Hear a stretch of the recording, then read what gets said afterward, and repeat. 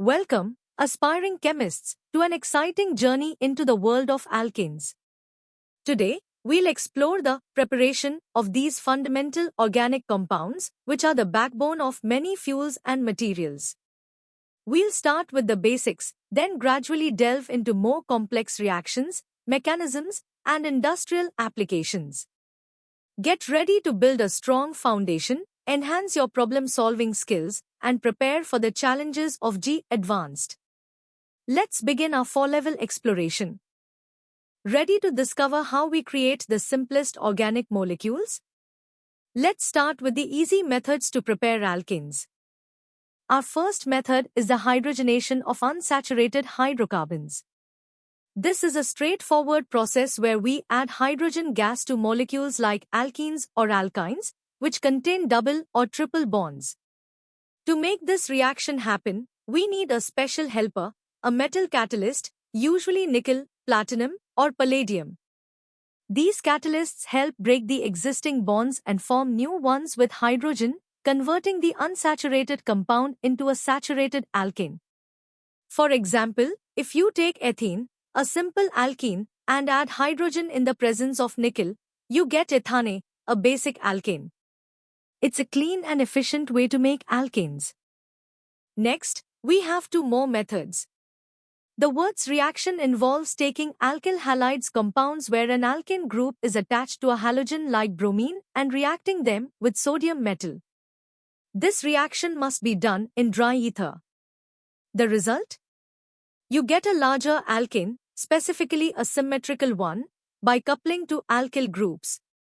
For instance, methyl bromide reacts with sodium to form ethane. However, this method has limitations, especially if you try to combine different alkyl halides. Our third method, decarboxylation, is a way to shorten a carbon chain. You take the sodium salt of a carboxylic acid and heat it with soda lime, which is a mixture of sodium hydroxide and calcium oxide. This process removes a carbon dioxide molecule, leaving you with an alkane that has one carbon less than your starting acid. So, sodium acetate gives you methane. Now, let's test your understanding of these basic alkane preparation methods. Take a moment to read through these 3 questions. Try to recall the reactants, conditions, and products for each reaction we just discussed. Think about the type of alkane formed and any key features of the method. Pause the video if you need more time to work them out before moving on. Alright, let's step up our game. The medium level dives deeper into the mechanisms and practical aspects of alkane synthesis. In hydrogenation, the choice of catalyst is key. Raney nickel is common, but platinum and palladium are more active, allowing reactions at milder conditions. The mechanism involves the reactants adsorbing onto the catalyst surface, then hydrogen atoms adding to the double or triple bond. A great feature of hydrogenation is its selectivity. You can often reduce C is equal to C bonds without affecting other sensitive functional groups. This makes it a powerful tool in organic synthesis. For example, reducing an alkene to an alkane without touching a carbonyl group. The Wurtz reaction, while simple, has its nuances.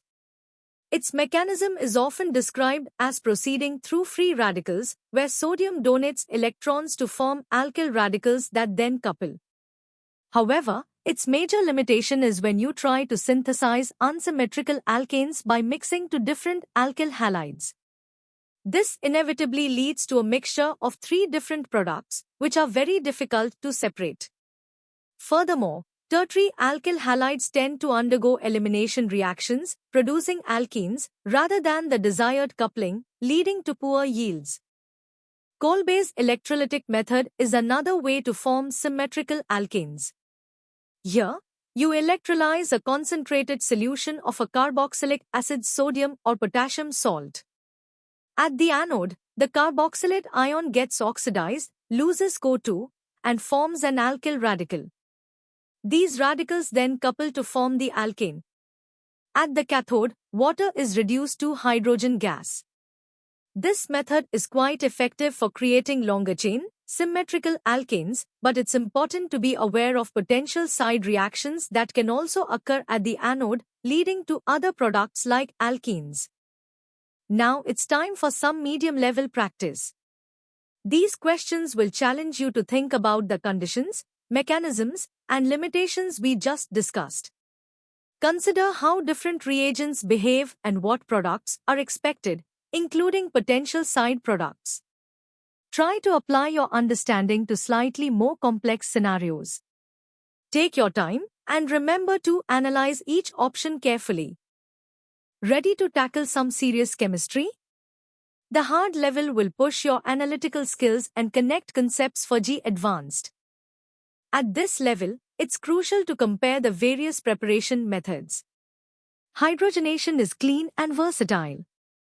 Wurtz is simple for symmetrical alkanes but problematic for unsymmetrical ones. Kolbe's method is good for symmetrical alkanes but electrochemical.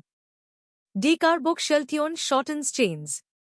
Reduction of alkyl halides is versatile.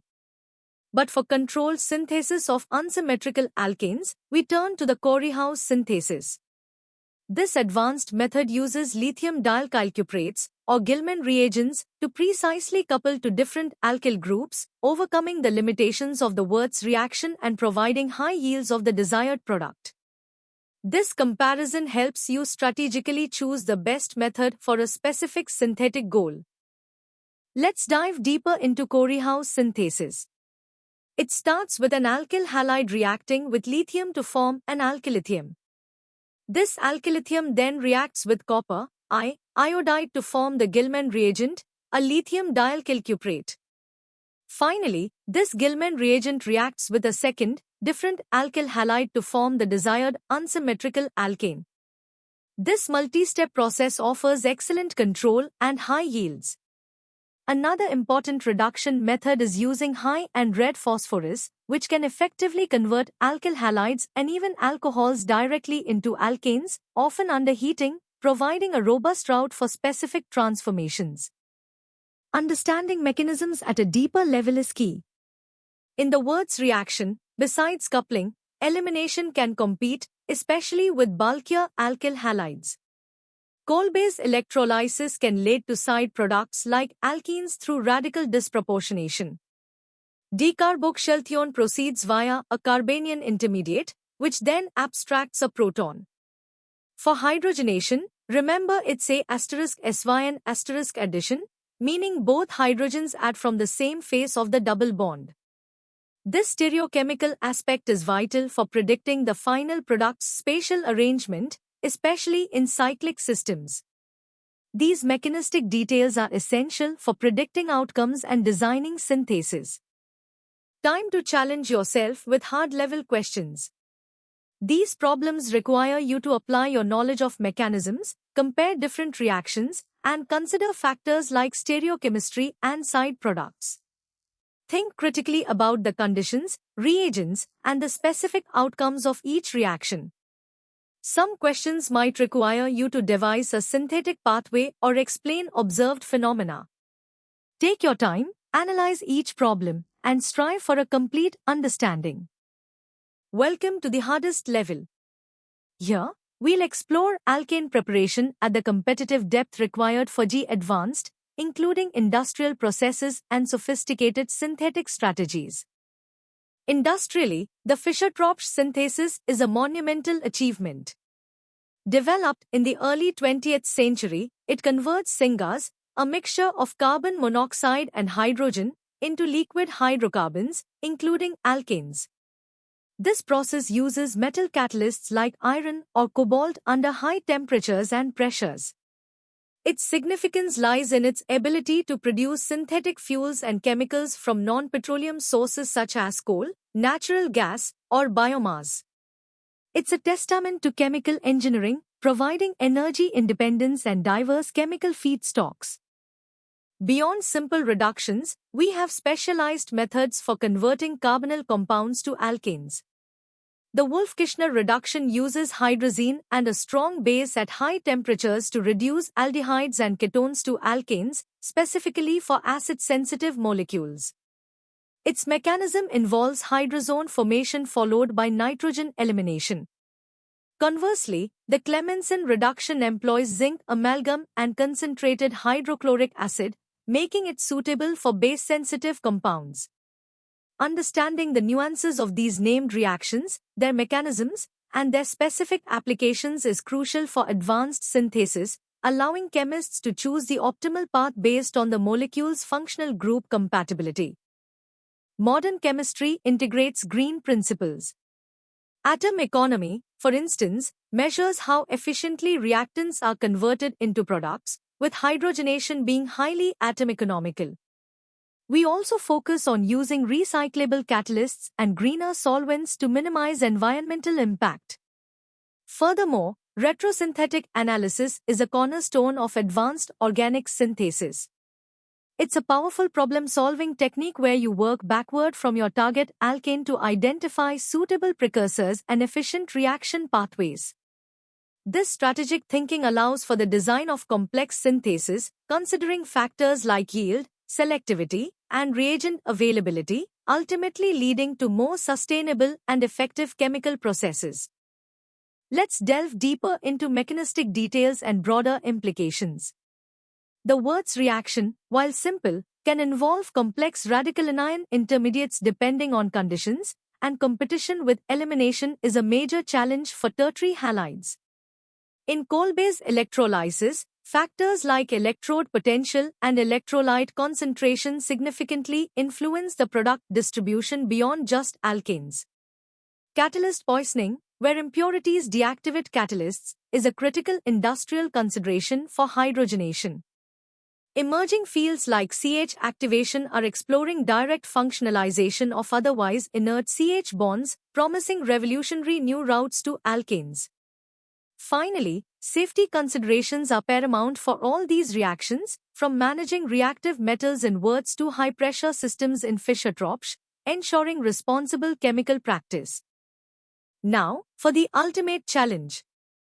These first 5 hardest level questions demand a comprehensive understanding of alkane preparation. You'll need to integrate knowledge of industrial processes, advanced named reactions, and detailed mechanistic insights. Think about multi-step synthesis, the rationale behind specific reagent choices, and how various conditions influence outcomes. Take your time to analyze each question thoroughly, drawing upon all the concepts we've covered. Good luck! Here are the remaining 5 hardest level questions to truly test your mastery. These problems will push your analytical and problem-solving skills to the limit, requiring you to connect diverse concepts, predict complex reaction pathways, and apply principles of green chemistry and retrosynthesis. Consider all possible factors, including stereochemistry, side reactions, and industrial relevance. This is where your advanced preparation truly shines. Dedicate sufficient time to each question and try to formulate detailed answers. And that brings us to the end of our in-depth exploration of alkane preparation. I hope this journey has equipped you with a robust understanding, from basic concepts to advanced, competitive-level insights. Remember, consistent practice and conceptual clarity are your best tools for success in Advanced. For more such comprehensive educational content, visit synapse.omaps.in. Don't forget to subscribe to our channel for regular updates and more engaging lessons. Keep learning, keep exploring, and keep aspiring for excellence. Thank you for joining me today.